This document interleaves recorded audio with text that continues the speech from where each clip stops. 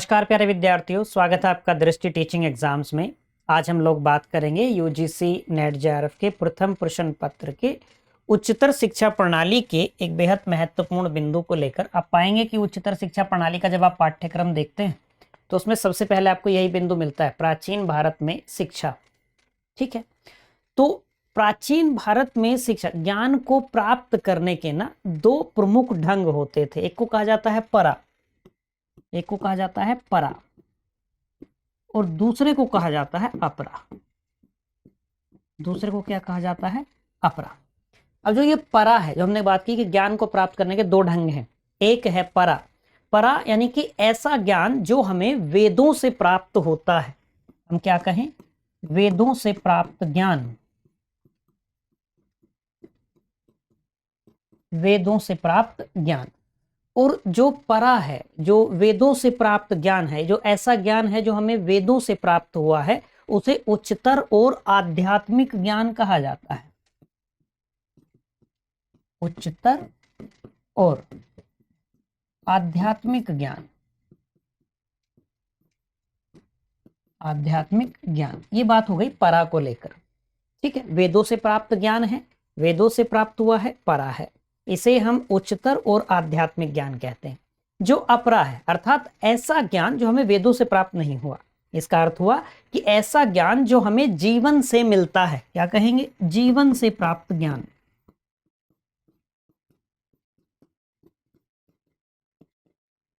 जीवन से प्राप्त ज्ञान क्या कहलाता है? अपरा कहलाता है। इसे निम्न और धर्मनिरपेक्ष ज्ञान कहा जाता है। निम्न और धर्मनिरपेक्ष ज्ञान। धर्मनिरपेक्ष ज्ञान, ये एकदम शुरुआत से हम चीजें बात करें, यानी कि आपको प्राचीन भारत में शिक्षा की बात यदि आएगी तो आपके मन में कुछ मौलिक विचार आने चाहिए, एक पृष्ठभूमि आपकी तैयार होनी चाहिए, एक फाउंडेशन होनी चाहिए। उसी को लेकर हम बनाने का प्रयास कर रहे हैं। अब देखिए, प्राचीन भारत में मूल रूप से जब हम प्राचीन शिक्षा प्रक्रिया को लेकर बात करते हैं तो तीन बुनियादी चरण उसमें शामिल थे। पहला होता था श्रवण, दूसरा होता था मनन, और तीसरा होता था निदिध्यासन। ठीक है, यदि हम मूल रूप से बात करेंगे तो मूल रूप से जो प्राचीन शिक्षा प्रक्रिया है उसमें तीन चरण होते थे।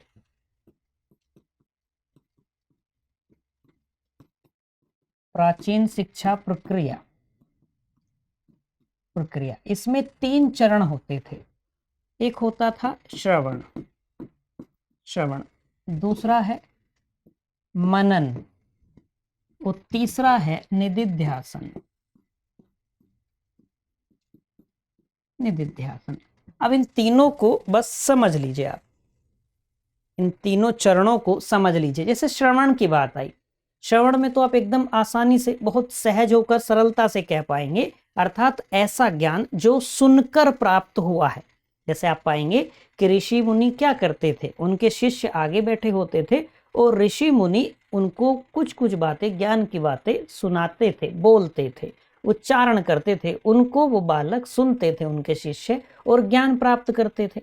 अर्थात श्रवण ऐसा ज्ञान हो गया जो सुनकर प्राप्त हुआ है, या आप ये कह लीजिए कि सुनकर ज्ञान प्राप्ति की अवस्था, सुनकर ज्ञान प्राप्ति का चरण क्या कहलाता है? श्रवण कहलाता है। ठीक है, अब यदि मनन की बात करें, मनन का अर्थ क्या हुआ? मनन का अर्थ हुआ कि जो विद्यार्थियों ने सुना, जैसे हम कहते हैं ना कि आप चिंतन मनन कीजिए, इस बात पर मनन कीजिए, सोच समझ लो, विचार कर लो, वो क्या है? यानी कि जो हमने सुनकर ज्ञान प्राप्त किया है उस पर अपने विचारों का विकास करना। तो मनन में क्या आ जाएगा? मनन का अर्थ क्या हो जाएगा? विद्यार्थियों में, यानी कि संज्ञानात्मक योग्यता को विकसित करना, संज्ञानात्मक क्षमता को विकसित करना। जैसे विद्यार्थी श्रवण करता है, वो सुनते हैं, ज्ञान प्राप्त करते हैं, फिर उसका स्वयं अपने स्तर पर विश्लेषण करें। विश्लेषण करने का अर्थ क्या हुआ कि एक को अनेक करें। संश्लेषण का अर्थ क्या होता है? अनेक को एक करना, बहुत सारी चीजों को जोड़ना। विश्लेषण का अर्थ क्या हुआ? एक को अनेक करें।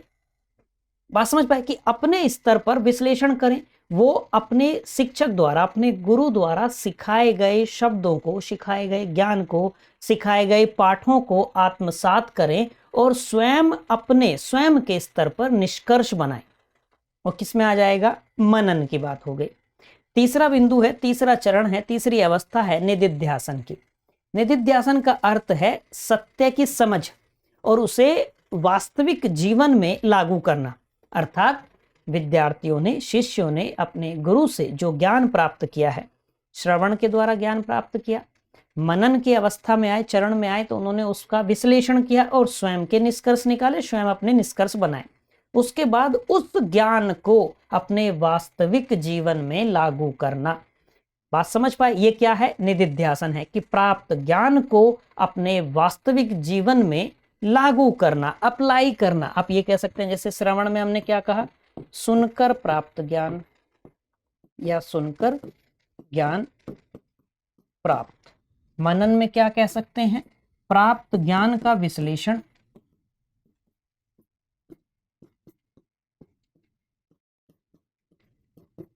विश्लेषण। और निदिध्यासन में क्या कहेंगे?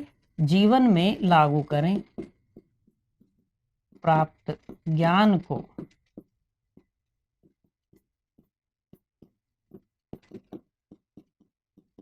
जीवन में लागू करना। यानी कि जो चीज हमने सीखी है हम उसका व्यवहारिक प्रयोग करके देखें। जो हमने ज्ञान प्राप्त किया है उस ज्ञान का प्रयोग हम अपने व्यवहारिक जीवन में करें। बात समझ पाए? अब शिक्षा होती कैसी थी? तो विद्यार्थियों का गुरुकुल में प्रवेश होता था। सबसे पहले यदि हम बात करें शुरुआत से, तो विद्यार्थियों का गुरुकुल में प्रवेश होता था। और विद्यार्थियों का गुरुकुल में प्रवेश एक औपचारिक समारोह होता था, उपनयन, दीक्षा आप कह लीजिए, उसके द्वारा किया जाता था। ये कहा जाता था कि गुरु के नए घर में शिष्य का, विद्यार्थी का दूसरा जन्म हुआ है, इसलिए उसे क्या कहा जाता था? द्विज कहा जाता था, अर्थात 2 बार जन्म लेने वाला। बिंदु स्पष्ट हुआ? जो शिक्षा है वो 5 वर्ष की आयु से प्रारंभ होती थी और एक समारोह होता था विद्यारंभ नाम का, उससे उसकी शिक्षा आरंभ होती थी। यहाँ वो अक्षर सीखना शुरू करता था, देवी सरस्वती की पूजा करना शुरू करता था, तब गुरुकुल में पहुंचता है। तो हम यदि गुरुकुल के बारे में कुछ सामान्य बातें समझ लें। गुरुकुल, अब देखिए, गुरुकुल अर्थ क्या हुआ? गुरु का कुल, अर्थात हम ये कह सकते हैं कि गुरु का वंश, या आप कह सकते हैं गुरु का परिवार। परिवार, गुरु का वंश। इसमें क्या होता है कि जो शिष्य है, जो गुरु के पास जाएगा, जो गुरु के आश्रम में जाएगा, उसे घर से दूर जाना पड़ेगा। अपने घर में रहकर तो वो शिक्षा प्राप्त करेगा नहीं। चाहे आप जैसे श्री राम के बारे में सोचिए, श्री राम ने भी घर से दूर जाकर शिक्षा प्राप्त की। आप कौरवों के बारे में, पांडवों के बारे में सोचिए, पांडवों के बारे में आप सोच लीजिए, उन्होंने गुरु द्रोण से शिक्षा प्राप्त की। बात समझ पाए? कौरव पांडव किन से शिक्षा प्राप्त की? गुरु द्रोण से शिक्षा प्राप्त की। यदि आप राम की बात करेंगे तो श्री राम ने किससे शिक्षा प्राप्त की? ऋषि वशिष्ठ से शिक्षा प्राप्त की। अर्थात कहने का तात्पर्य यह हुआ कि घर से दूर जाना होता था, घर से दूर जाकर शिक्षा प्राप्त करनी होती थी, गुरु के आश्रम में रहना पड़ता था, गुरु के परिवार को अपना परिवार मानना पड़ता था, गुरु के परिवार को अपना परिवार मानना पड़ता था। अब गुरु के प्रति कुछ उत्तरदायित्व भी होते थे, कुछ कर्तव्य होते थे गुरु के प्रति। अब अपने भोजन की व्यवस्था भी स्वयं करनी है, अर्थात आप ये भी कह सकते हैं कि भिक्षा मांगना भी शामिल है। भिक्षा मांगना, बात समझ आ गई यहां तक की? अब गुरुकुलों के अंतर्गत भी 3 प्रकार की शिक्षा संस्थाएं होती थी।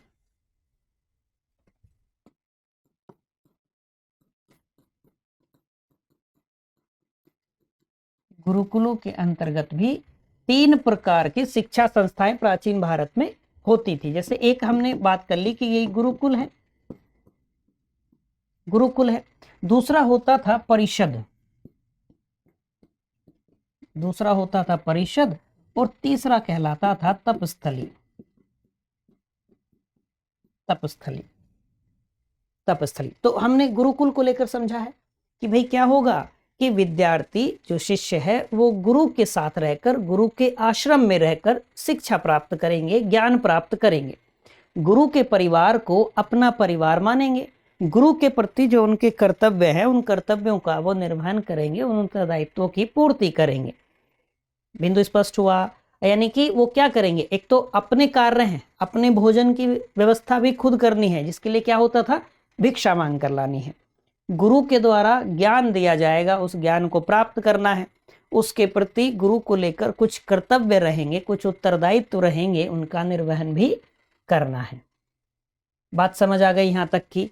अब यदि हम बात करें परिषद को लेकर, तो परिषद में क्या होता था कि यहाँ जो शिक्षा है वो विशेषज्ञों द्वारा दी जाती थी। जैसे यहाँ गुरु क्या करेंगे, गुरु कई प्रकार की शिक्षा दे देंगे, गुरु कई प्रकार की शिक्षा दे देंगे। फिर क्या होगा, यदि आगे परिषद की बात की जाएगी तो यहाँ क्या होगा, जो किसी क्षेत्र विशेष के विशेषज्ञ होंगे उनके द्वारा शिक्षा प्रदान की जाती थी। तीसरे बिंदु पर तपस्थली को लेकर, तो यहाँ क्या होता था, यहाँ बड़े बड़े सम्मेलन होते थे, बड़े बड़े सम्मेलन होते थे, सभा होती थी, प्रवचन होते थे, इनके माध्यम से ज्ञान दिया जाता था। जैसे आपको ध्यान आएगा, पढ़ते हैं तो आपको मिलता है नैमिषारण्य के बारे में। वो क्या है, यानी कि वहां क्या होता है कि बड़े उनको प्रवचन दिए जाते हैं, बड़े बड़े सम्मेलन होते हैं, सभा होती हैं, अलग अलग जगह से विद्वान लोग आते हैं, उस सभा के माध्यम से ज्ञान प्राप्त करते हैं। वहाँ जो प्रवचन होते हैं उनके माध्यम से शिष्य जो है, विद्यार्थी जो हैं, वो ज्ञान प्राप्त करते हैं। बात समझ आई होगी यहाँ तक की? इस बार की जो परीक्षा हुई है, अभी जो परीक्षा आपकी हुई है पिछली, उसमें यहाँ से एक प्रश्न पूछा गया था, यहाँ से प्रश्न उसमें पूछा गया था, यदि कि भाई गुरुकुल में जो विद्यार्थी हैं उनको 3 श्रेणियों में जैसे विभाजित किया जाता है, यही प्रश्न बना था आपसे। गुरुकुल में विद्यार्थियों को 3 श्रेणियों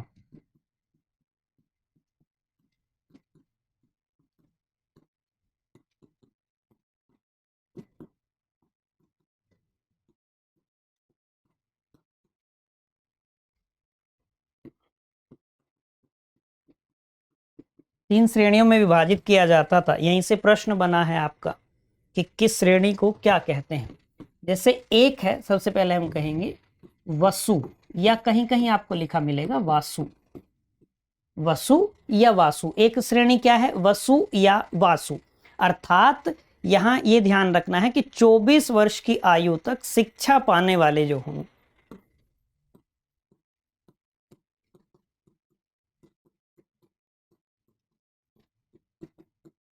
24 वर्ष की आयु तक शिक्षा प्राप्त करने वाले जो होंगे वो क्या कहलाएगी, वो श्रेणी वो कहलाएगी वसु। और ये क्या करते थे, इन 24 वर्षों में 2 वेदों का अध्ययन करते थे, 2 वेदों का अध्ययन। तो आपका जो प्रश्न बना था वो यही था, सूची 1 को सूची 2 से सुमेलित कीजिए। ऐसे कूट बना के आपको दिया गया था कि वसु का अर्थ क्या हुआ, तो वसु का अर्थ क्या हुआ कि जो 24 वर्ष की आयु तक शिक्षा प्राप्त करते थे और 2 वेदों का अध्ययन कर लेते थे। दूसरी श्रेणी कहलाती है रुद्र। जो ये रुद्र होते थे, ये 36 वर्ष की आयु तक,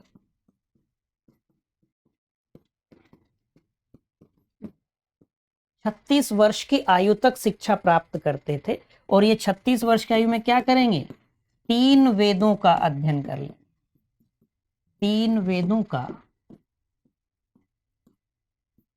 अध्ययन कर लेंगे। बिंदु स्पष्ट हुआ? जो तीसरी श्रेणी है वो कहलाती है आदित्य। आदित्य ये होते थे 48 वर्ष की आयु तक शिक्षा प्राप्त करने वाले, 48 वर्ष की आयु तक। अब ये क्या करेंगे, तो ये 4 वेदों का अध्ययन कर लेंगे, 4 वेदों का अध्ययन करने वाले, 4 वेदों का अध्ययन करने वाले। यही प्रश्न आपसे पूछा गया था, यही तीनों श्रेणियां दी गई थी और एक बहुत सामान्य सा विकल्प था अन्य। और यही आपको लगाना था कि वसु कौन कहलाते हैं, तो 24 वर्ष की आयु तक शिक्षा प्राप्त करने वाले रुद्र कौन कहलाते थे? 36 वर्ष की आयु तक शिक्षा पाने वाले। आदित्य कौन कहलाते थे? 48 वर्ष की आयु तक शिक्षा पाने वाले। ठीक है। जो सामान्य पाठ्यक्रम होता था 12 वर्ष का या किसी एक वेद को पूरा करने वाला, वो स्नातक हो जाता था। ये आप नोट करके लिख सकते हैं, आप नोट करके आप लिख सकते हैं।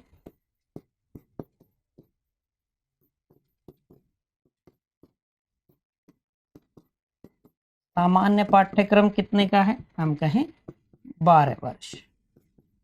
12 वर्ष का सामान्य पाठ्यक्रम किसी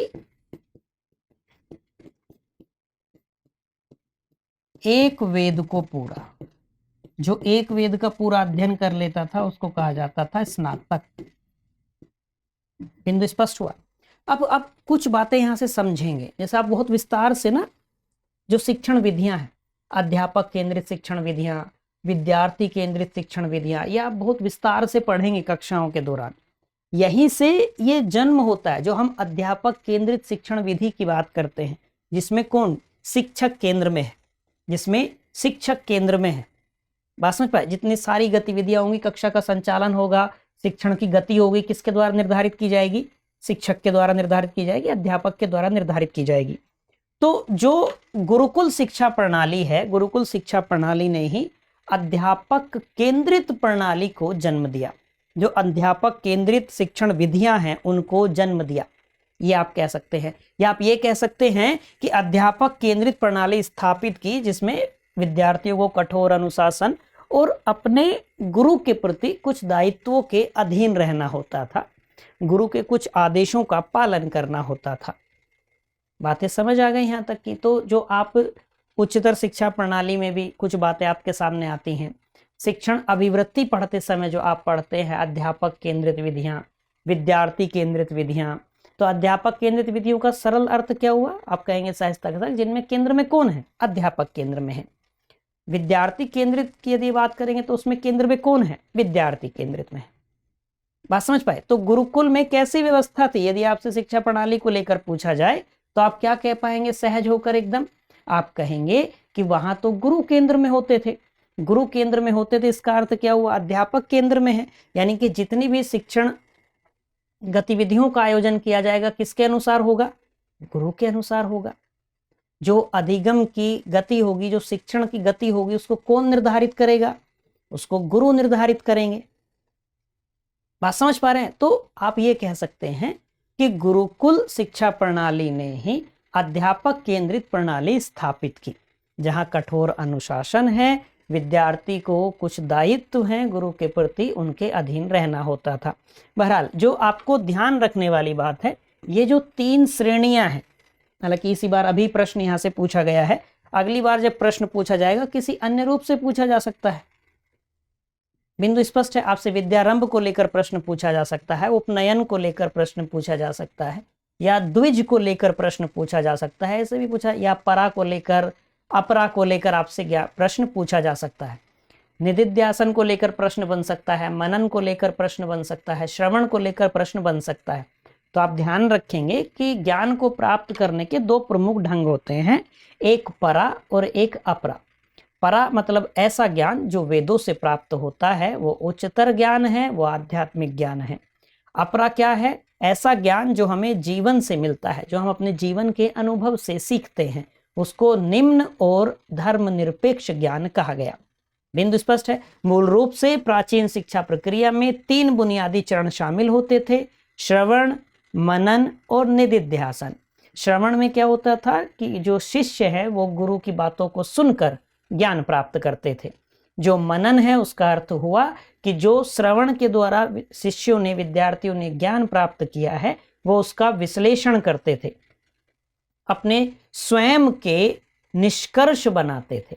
निदिध्यासन का अर्थ क्या हुआ कि जो शिष्यों ने ज्ञान प्राप्त किया है गुरु से सुनकर, उसका विश्लेषण किया है, एक को अनेक किया है। अब निदिध्यासन में क्या हो जाएगा? इसका अर्थ है कि सत्य की समझ, उन्हें समझ आ जाएगी विश्लेषण के बाद में, और वो उस ज्ञान को अपने वास्तविक जीवन में लागू कर पाएंगे।